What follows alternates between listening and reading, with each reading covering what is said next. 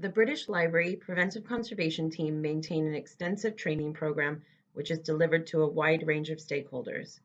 In this presentation, we will walk you through our regular training program and how we've adapted it during the pandemic.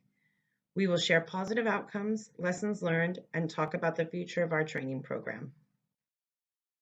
The types of training we prepare and deliver includes collection care awareness, quarantine room, mold training, a variety of exercises for the salvage team, and doctoral open days. An example of our typical setup for these sessions with doctoral students can be seen here. We also contribute to a range of outreach activities for students, interns, visitors, and the public. There are pros and cons to our face-to-face sessions. During an in-person training session, we can reinforce learning and foster engagement through practical elements like asking people to look at sample items and discuss what types of damage they are seeing. We can physically show props and examples, such as how to set up book supports and use snake weights. We can also show people around specific locations like the quarantine room. We might also have a sense of interest in the topic by seeing participants in person. But at the same time, these sessions can be time-consuming to put together, requiring time not only to prepare the presentation, but also to set up the meeting room and gather equipment. And because of the time required to deliver one session, we may not be able to expand the training program as much as we'd like to. Ideally, we'd add more topics and types of training to our current suite, but it can feel daunting given the amount of time one session takes. During lockdown, our training program continued.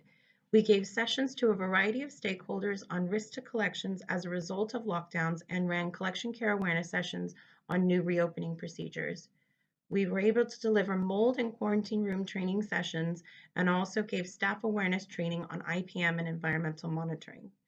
An extensive training program was delivered to the salvage team, and we ran a session on handling collection items to doctoral students, which you can see here.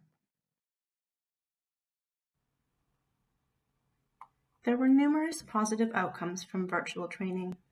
We found them to be quicker to pull together than in-person training. Once your content is created, it is relatively simple to organize sessions, and with the time saved, you can train more people by carrying out more sessions. Along those same lines, more people can attend a virtual training session than a live one, which we try to cap at 15 participants. Sessions can also be recorded and shared widely, and there is the potential to reach colleagues from multiple departments across multiple sites and even outside the institution. Another key benefit was the opportunity to reconsider our training program. We were able to review content and presentation styles, as well as identify gaps in the types of training we offer and who the sessions are offered to. It is a chance to, rather than simply revamping existing modules, start from scratch and really consider what is actually needed from your training program. There were a number of lessons learned to come from doing virtual training. One key takeaway for us was to be organized and to have at least one other person to help facilitate the chat, waiting room, and to be on hand in case any technical issues arise. It's also useful to consider the technology of your audience. Test the presentation on a variety of devices and consider which slide ratio might work best. We use the 4:3 ratio to make it as accessible to as many devices as possible. Because virtual presentations rely so heavily on visuals, having good photographs is key. We've realized we could do with taking more images of equipment, key places in the library, and people carrying out various tasks to really help illustrate points in our presentations. A big takeaway from our virtual sessions was to be flexible and creative. It's a chance to be visual and consider the aesthetics of your presentations. It can be good to play around with different practical elements like quizzes and breakout rooms to encourage discussion and engagement. And it may be a good idea to spread your sessions over days or even weeks if your content is lengthy, so it gives your audience a chance to take it all in.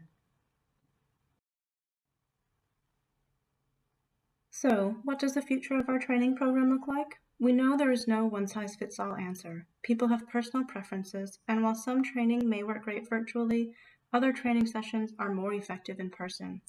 We are also aware that after so long of staring at screens, people may have screen burnout and would rather attend a face-to-face session. Equally, many people may value or enjoy virtual training more and will want this style of training to continue. It is quite possible we will adapt a hybrid model and fall somewhere in between. Thank you.